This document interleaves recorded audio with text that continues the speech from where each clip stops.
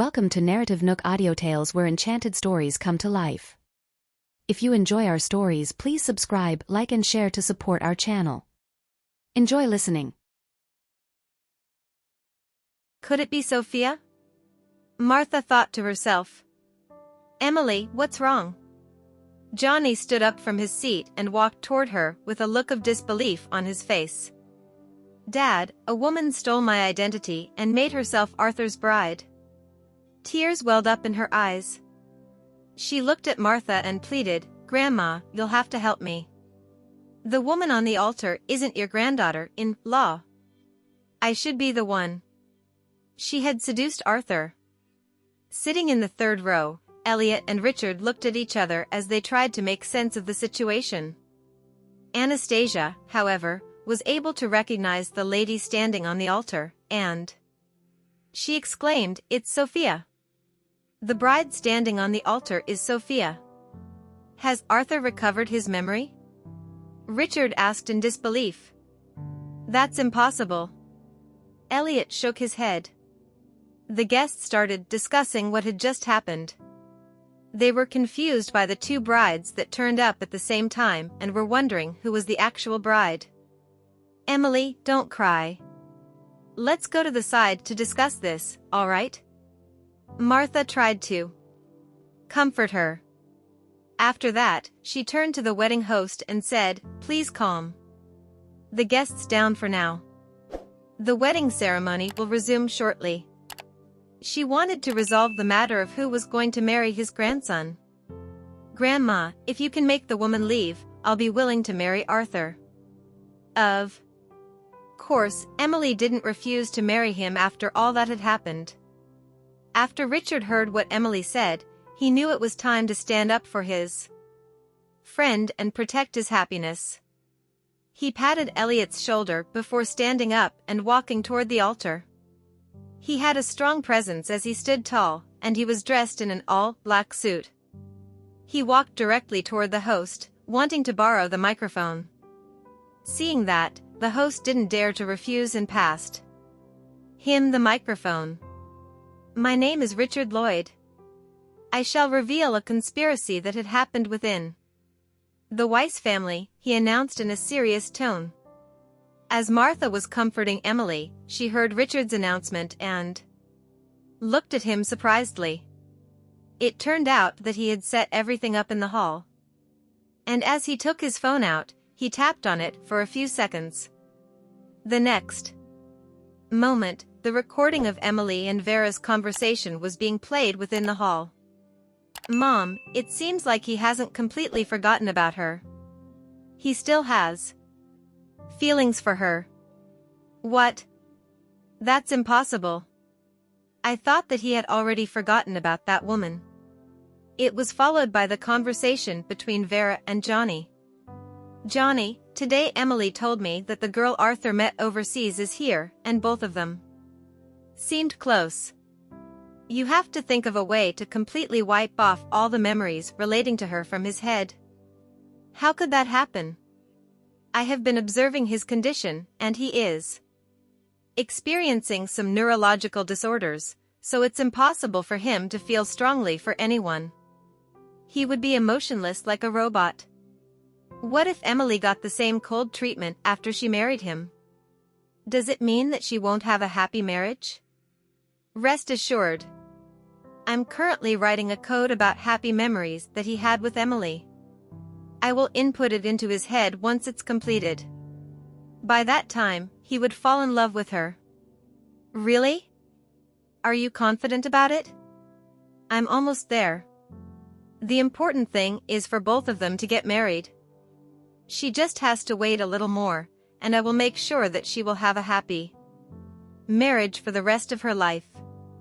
Everyone present was listening to the conversation intently while having the translation headset on. Those who didn't understand English could easily understand what was being said. Johnny and Vera stared at each other as they panicked after hearing the recording of their conversation. They never expected their conversation to be recorded secretly. At that instant, Emily's face was as pale as a sheet now that everyone had found out about her parents' plan. On top of that, she realized that her high-pitched voice was really unpleasant to the ear. "Johnny, what have you done to me?" Arthur's face contorted with anger as he shot a glare at Johnny.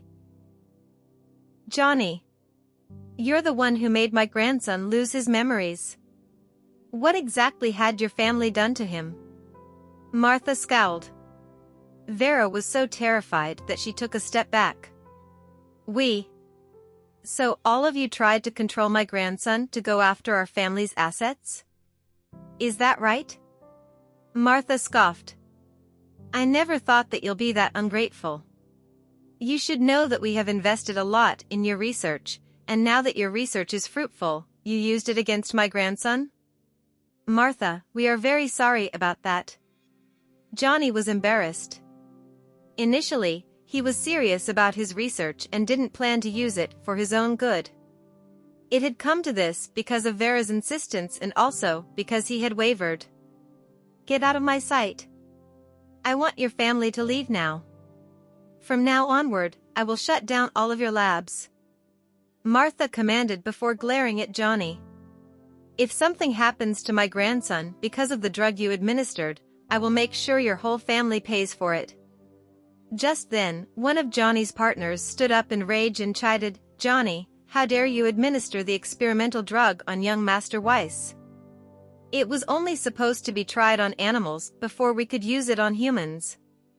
How could you do that?" What Johnny did was inhumane, making Martha so furious that she was shaking. She couldn't believe that Johnny would do that to her precious grandchild.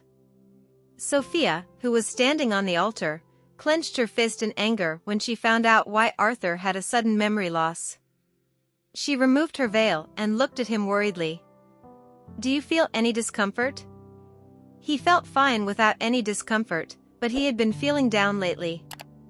It was as if living had become meaningless, and his whole world was gray, which didn't feel good at all. "I'm fine." He shook his head and pulled her into his arms before comforting her. "I'm sorry to have made you go through so much. Jackson, is there a cure to it?" Martha looked over at another researcher and asked.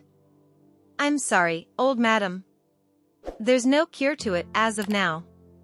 "What?" Martha was so furious that she almost passed out. Seeing that, Arthur immediately rushed over and held Martha's arm. "Don't worry, Grandma. I'm fine. The drug is used for controlling parts of the brain where the memories are stored and wouldn't cause harm to one's body. It will only affect his memory, but we aren't sure whether there are any side effects to the drug," Jackson explained. Trying to make up for what he had done, Johnny sighed and responded, "After observing young Master Weiss' mood swings, I assumed that the side effects would be an impediment to one's emotions. The person would become indifferent and quiet. Besides, fluctuations in emotions minimized. The best way to recover is for him to find his lost memories, which would stimulate self-healing of the brain nerves and encourage fluctuations in emotions. That would probably be effective." Meanwhile, Emily, who was dolled up beautifully and dressed in a beautiful wedding gown, couldn't hide her jealousy. She slumped to the ground as she was on the brink of falling apart when she noticed that everyone was staring at her. "Johnny, you dared to use my grandson as your research subject just for your daughter's happiness? You should be ashamed of yourself. From now on, I want all of you to leave this place and this country. I will never forgive any of you." Martha waved her hand and instructed, "Bodyguards, take them away." The bodyguards were already in position, and they dragged the family of 3 out after receiving the instruction. Soon after, Richard walked toward Arthur and patted his shoulder. Arthur turned around and gave him a big hug. The unexpected hug shocked Richard, and he froze on the spot. "Richard, I'm sorry for being rude to you before this," Arthur apologized. "That's what friends are for. You don't have to apologize to me." Richard patted his back.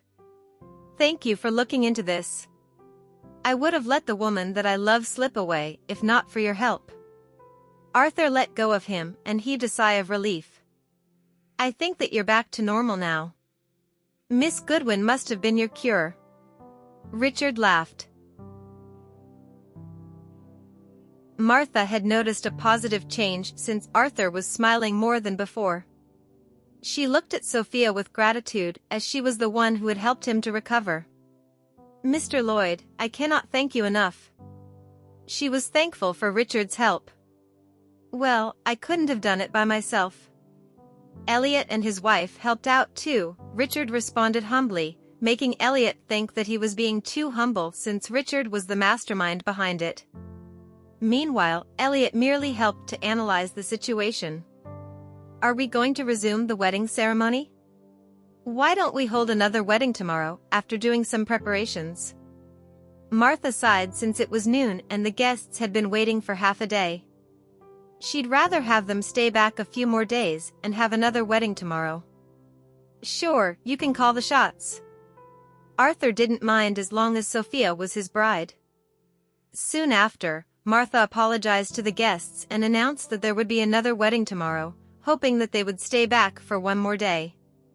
The guests responded positively to her request as they were happy to attend the wedding the next day. Hearing that, Anastasia was delighted for Sophia as she had finally found her happiness. Sophia then walked down from the altar and stood next to Arthur.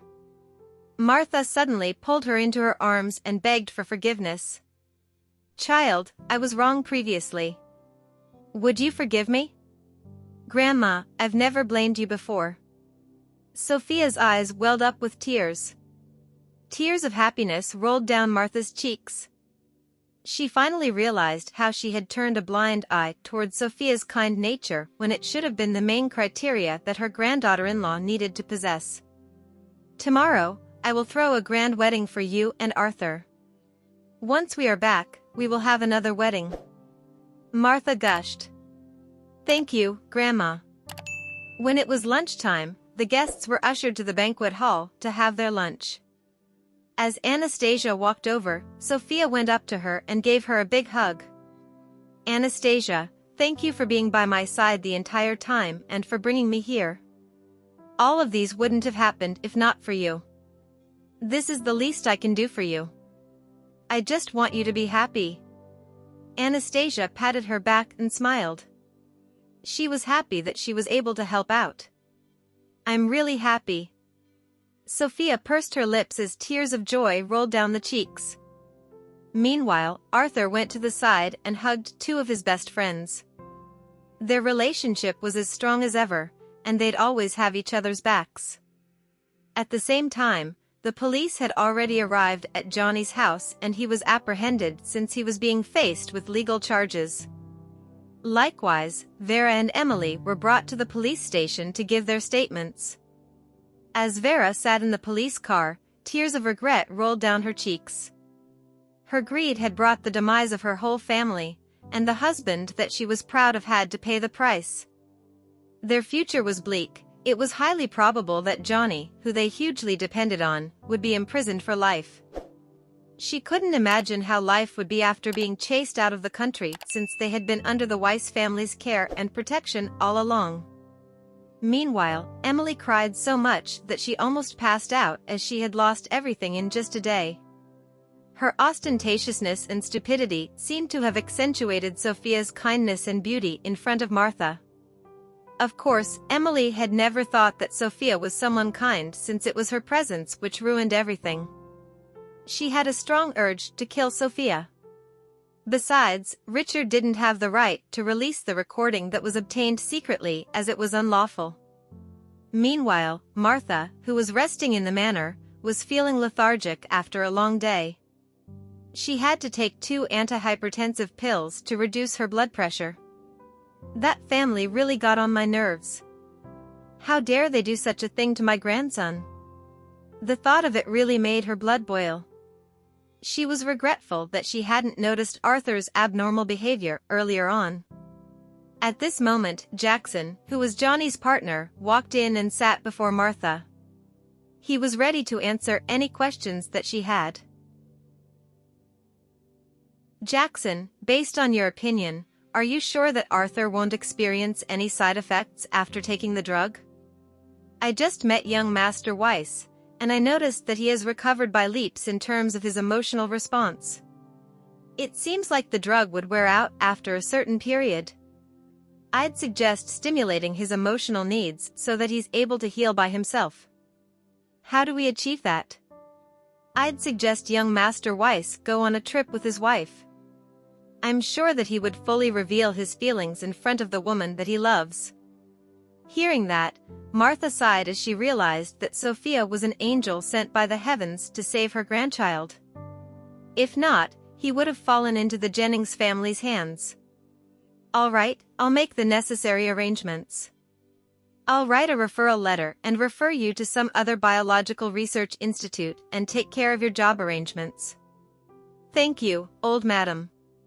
After seeing Jackson off, she touched her forehead and sighed. She then looked at the butler and said, "Prepare a feast for tonight, as I'd like to invite Mr. Lloyd as well as Mr. and Mrs. Presgrave over to dinner as a token of appreciation." That evening, all of them received Martha's dinner invitation. In one of the living rooms within the manor, Sophia was rubbing her feet after wearing high heels for the whole day. Since she wasn't used to wearing it, the friction between her feet and heels caused by too much walking had created a red patch even though the heels were of her size. "What's wrong?" Arthur asked. She immediately stood up and shook her head shyly. "Nothing." She was scared that he would want to examine her feet if she said that they were hurt. However, the observant Arthur could tell that she was lying. He walked toward her and kneeled to cheek her foot. "Did you hurt your feet? Let me have a look." "Stop. Stop looking." She retracted them. When he noticed how red her feet were from wearing the heels, he looked up and said, "Let me know next time when your foot hurts. Don't keep it to yourself." After that, he got one of the servants to get him some ointment before he personally applied it on her foot. The cooling menthol helped to relieve the pain, and he applied the ointment so gently that it felt nice. "All right, this will do," she told him. "Let's go to my room. There's something I need to discuss with you." He stood up and led her there. As she stood in his room with an industrial interior, she felt calm as she looked out at the nice view. She felt contentment and happiness as she no longer had to worry about having to leave him. Sophia thought of informing her parents that she was getting married tomorrow, but she was worried that her parents would get the wrong idea. In the end, she put the idea off as the journey between both countries was far. She would proceed with the wedding and seek forgiveness from her parents later on. As she was in a daze, Arthur suddenly pulled her into his arms and brushed his nose gently against her neck, making her blush. Even though he had lost his memories, his actions seemed to be his old self, like a puppy that constantly stuck around her. "My wife smells nice." He praised her after taking a sniff. Sophia was certain that besides the memory loss that he experienced, his old self was back. She then turned around, looked up at his attractive face, and tiptoed before leaning in to peck on his cheek. "Thank you for choosing me." She looked at him with affection. He had saved her from the agonizing heartache that she would go through if he married Emily in the end. She wouldn't know what would happen if she had lost him, as she saw him as someone very important to her, so much so that he was more important than her own life. Hearing that, he realized that he held an important place in her heart and that he was a very important person in her life. If he really did marry Emily under the influence of the drug, he couldn't imagine what would happen to Sophia. Even if he regained consciousness in the end, the whole incident would have broken the woman's heart. He would make sure that the Jennings family paid for hurting the woman he loved. Arthur then pulled her into his arms and rested his cheeks on her forehead. "Although you have been wiped off from my memories, my heart and body haven't forgotten you. All of my senses tell me I like you and that you're the only one I want." Hearing that, tears rolled out her cheeks and she was relieved that she had taken the trip. If not, they would have missed out on each other. She felt like the heavens were on their side. "I'm sorry." He looked down and wiped her tears off with his hand before holding her face and going in for a kiss. Sophia, her face wet with tears, could feel his affectionate kiss. It had calmed her heart as she knew that her happiness was right in front of her and all she had to do was to grab onto it. Meanwhile, in the guest room, both Richard and Elliot were relieved that the truth had been revealed and that they were able to rescue Arthur from the dangers posed by the drug. If not for their keen perception, it would have gone unnoticed. It was evident when Martha, who had been living with Arthur for so long, didn't find it odd even when he wasn't as close to her anymore. On top of that, all of the staff within the manor didn't think otherwise when Arthur started becoming cold and distant. On the contrary, Richard and Elliot could tell that something wasn't right from just a phone call. It was probably due to their strong bond that they could sniff something out whenever something happened to any one of them. "Please dress more formally at tonight's banquet with old Madam," Elliot reminded him as Richard had changed into a comfortable camouflage t-shirt after taking off the suit that he wore in the morning. "I'll change into the suit later on." "It's so uncomfortable," answered Richard while complaining. After Elliot looked at the time, he got up and said, "I'll go accompany Anastasia now."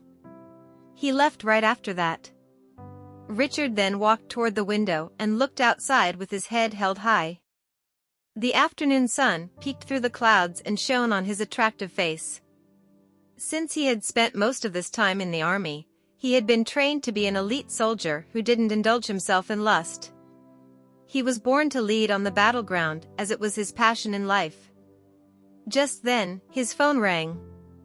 "Hello," he answered. "Captain, when are you coming back? I have something to report to you." "What is it?" "There's some progress at 408. Please come back soon so that we can start the mission." "All right, please wait until I return. I need to stay over for one more day, and I'll be back after that." Richard sat up straight. After the call ended, a hunting intent flashed across his eyes. The conversation was about an international organized crime group, and they were not an ordinary gang since they were involved with highly classified weapons. They specialized in stealing, and they had stolen the research results and blueprints of a high-end weapon this time.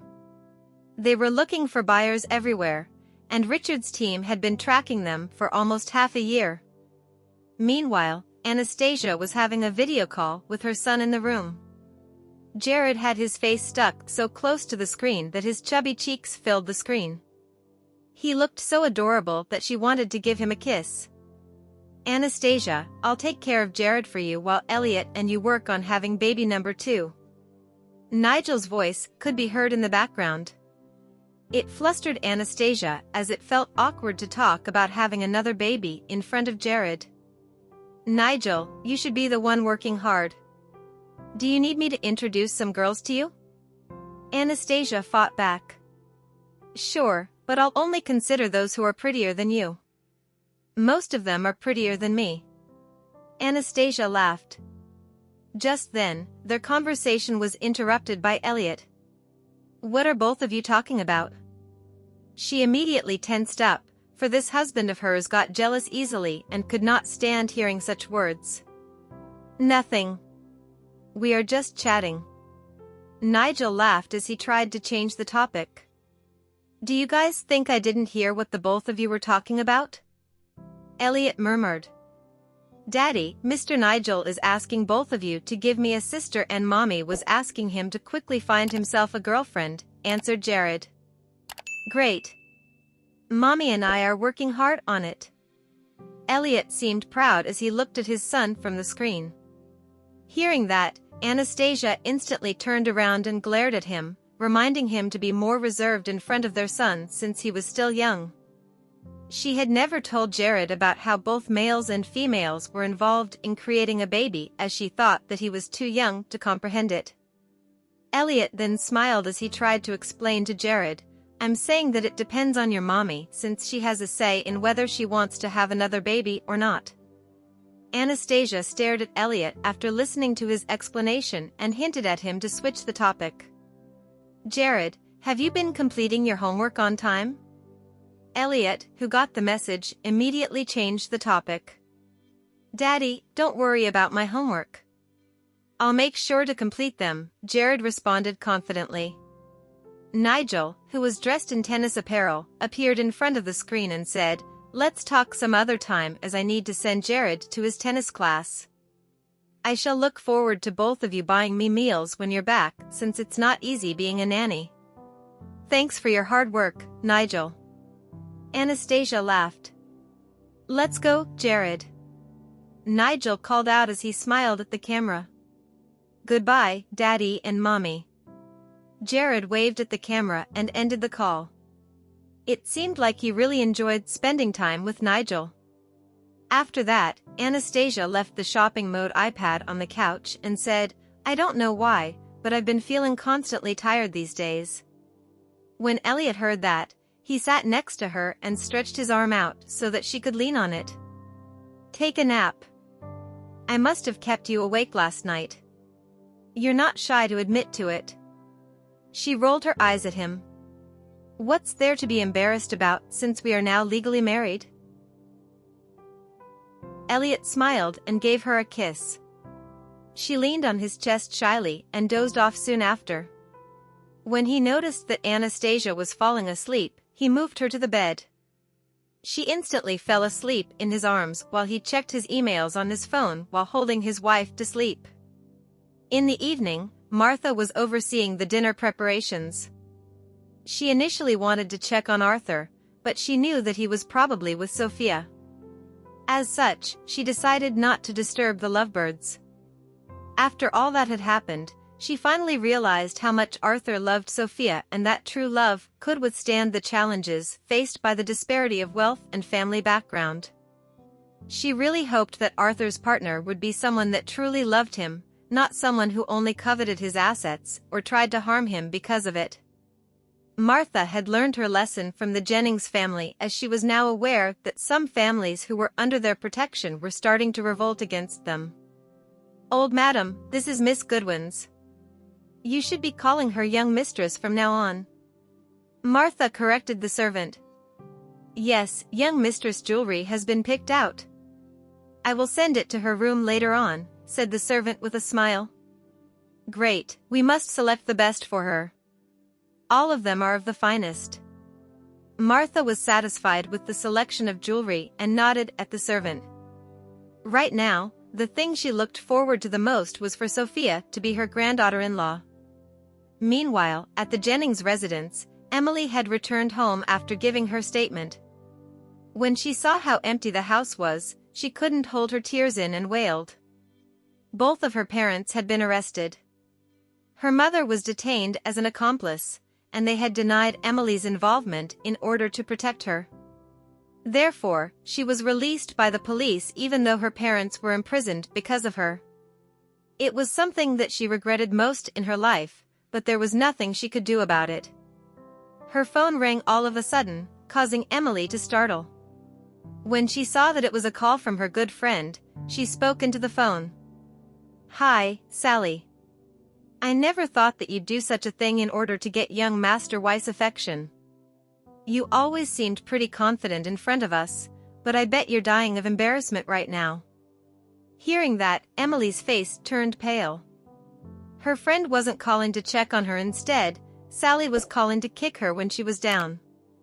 "Since your parents have been imprisoned, you'll be kicked out of the family soon. I don't think we will be able to see each other or go shopping together anymore. By the way, the bag that you previously ordered has arrived, but I don't think that you will be able to collect it. In that case, I shall do you a favor and buy it up since it's a limited edition make." Emily had enough of the insults and ended the call. Now, she finally knew how it felt when her friends turned their backs on her when she was in trouble. She had brought it upon herself since she was used to trampling on others when she was doing well. However, the thing that irritated her the most was Sophia being the future young mistress of the Weiss family, subsequently owning the entire Weiss family's fortune. Once Sophia married Arthur, they would build a family together and stay by each other's side forever, which was supposed to be the life that Emily was going to have. She was sure that Sophia would act high and mighty in front of her if they were to meet in the future. At 6:00 p.m., the dinner banquet that was being held at the Weiss residence had commenced. Martha, who was the hostess, sat at the head of the table while 5 attractive youngsters sat next to her. The servants were amazed at how good-looking they were, as all of them were uniquely gorgeous. The thing that Martha was most interested in was how Richard and Elliot noticed that Arthur wasn't his usual self and how they realized that he was being harmed. While Richard explained the situation to Martha, Arthur, who was all ears, felt touched by what Richard had done for him. Moreover, he realized that something was wrong from just a phone call. "We know Arthur well. He would have definitely called personally to tell us that he is getting married," Elliot said. "I must have been confused and slow to catch on because of my age. If not for all of you, something disastrous would have happened within our family." The thought of it still scared her, as there was not much she could do if the Jennings family were in control of her family due to her old age. She was also worried that something would happen to Arthur due to the side effects of the poison. "Elliot, Richard, cheers to both of you." Arthur raised his glass and said, "No worries. The other time something happened to me, you and Richard came to my rescue too." Elliot knew that they had each other's backs. "This is what friends are for." Richard laughed. Anastasia, who was sitting opposite Sophia, smiled at her as she was happy that they were now sisters. Their husbands saw each other as brothers, after all. "Sophia, I'd like to apologize to you for the words I said to you back then," said Martha, apologizing to Sophia in front of everyone. "Grandma, you don't have to apologize to me. I understand your situation." The sudden apology surprised Sophia. Arthur felt bad for everything that she had gone through and caressed the back of her head as he looked at her. Sophia turned and looked at him too. Noticing that, Martha was glad, as after the whole episode, she finally got herself a future granddaughter-in-law who loved Arthur with all her heart. After dinner ended, all of them left separately. Elliot brought Anastasia for a walk while Richard went back to his room to work. Meanwhile, Arthur brought Sophia out for a short drive.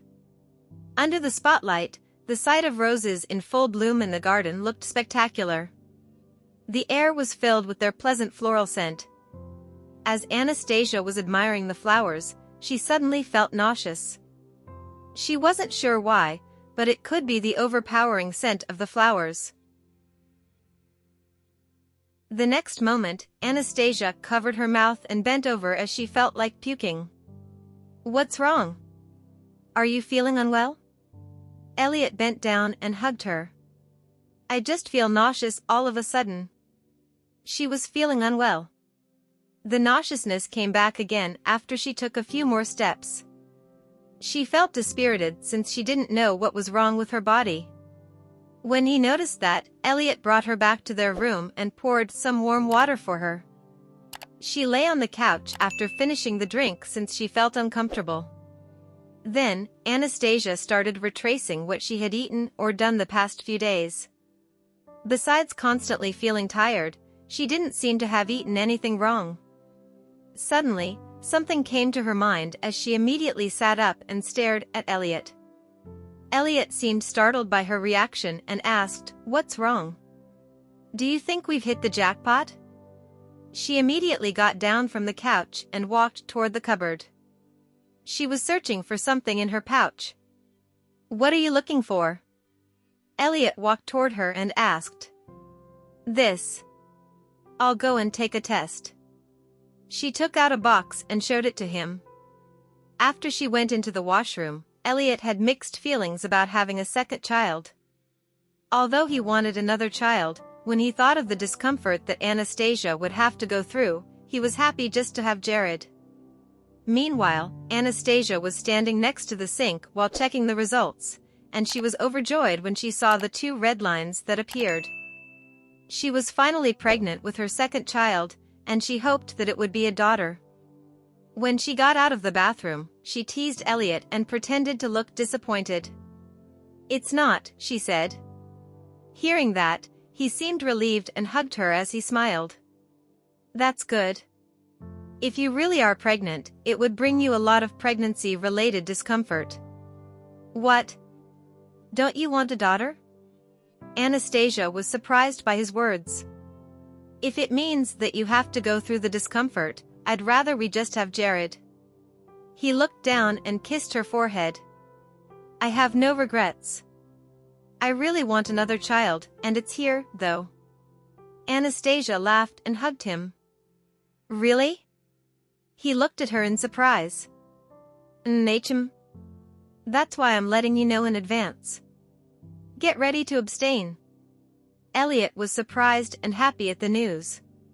He then hugged her and sighed. Thank you for carrying our child.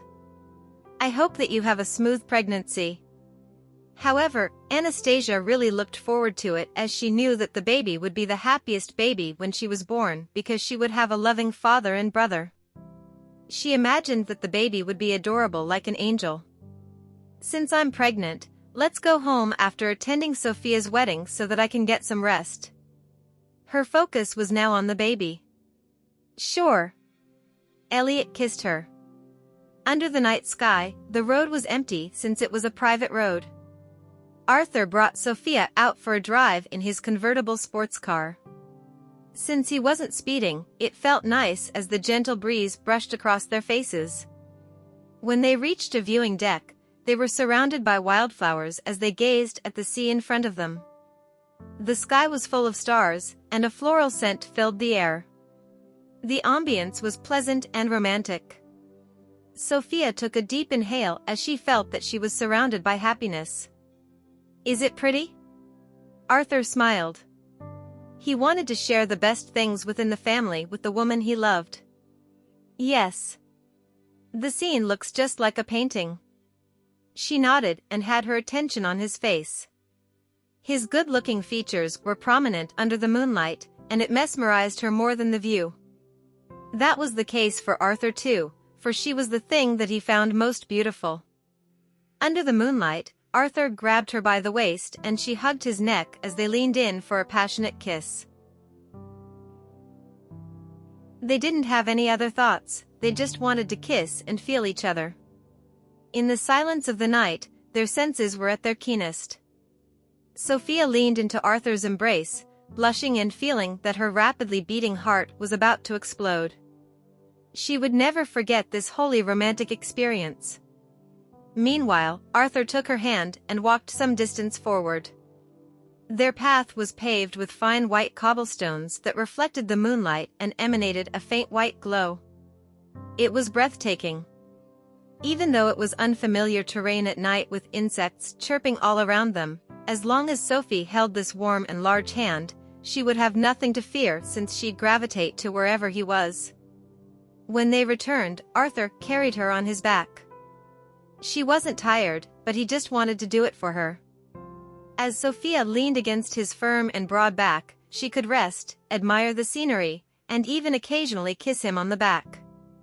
Arthur immensely enjoyed this happiness, as if he were carrying his entire world on his back. Out of the three best friends, the other two had already found their partners for life, only Richard was still engrossed in his work, enjoying his time alone. He was studying some complicated program as he coded, his slender fingers tapping away on the keyboard. His firm gaze was on the lines of code displayed on the screen, and not a bug was in sight. He had already completed the accurate calculations in his mind. Just then, he received a message on his phone. Richard, they've crossed the border and entered your country. It looks like they had already arranged a meeting with the buyer. We should go as soon as possible. I'll be back on time, Richard replied. Then, he closed his computer. His identity was highly confidential, and his responsibility was to protect his country. No matter what, he wouldn't allow his country to face any danger. Tonight, all the servants in the Weiss family were busy with the preparations. They were changing out all the wedding decorations today, and a new wedding would take place tomorrow. Early the next morning, a ray of sunshine spilled in through the window and splashed onto the girl's pretty face. Her slender arms moved before brushing against some firm muscles, and she happily pressed her little face against it. The man also parted his thick eyelashes as he looked down at the girl in his arms, and a smile warmed his thin lips as he gently kissed her. However, the kiss was the start of many things. After all, a man in the morning couldn't endure much enticement. Don't kiss the neck. The girl covered her neck so that he wouldn't kiss that spot. She would be wearing a wedding dress later, so how embarrassing it would be. After the events last night, the look in Arthur's eyes seemed to shine even more brilliantly. All his emotions had recovered, and the passionate love in his eyes seemed to be stronger than ever. "Where should I kiss so that no one would notice?" he asked hoarsely. Sophia's face reddened in an instant as she wondered, does this man really have to do it first thing in the morning? From today onward, she would be his and his only. Martha was waiting in the hall outside the door again. When the servants came over and reported that the two hadn't woken up, Martha smiled as she said, "We're in no rush. Let's wait for them." If she rushed them, her great-grandchild would be gone. By the time Sophia woke up again, she was startled when she looked at the time.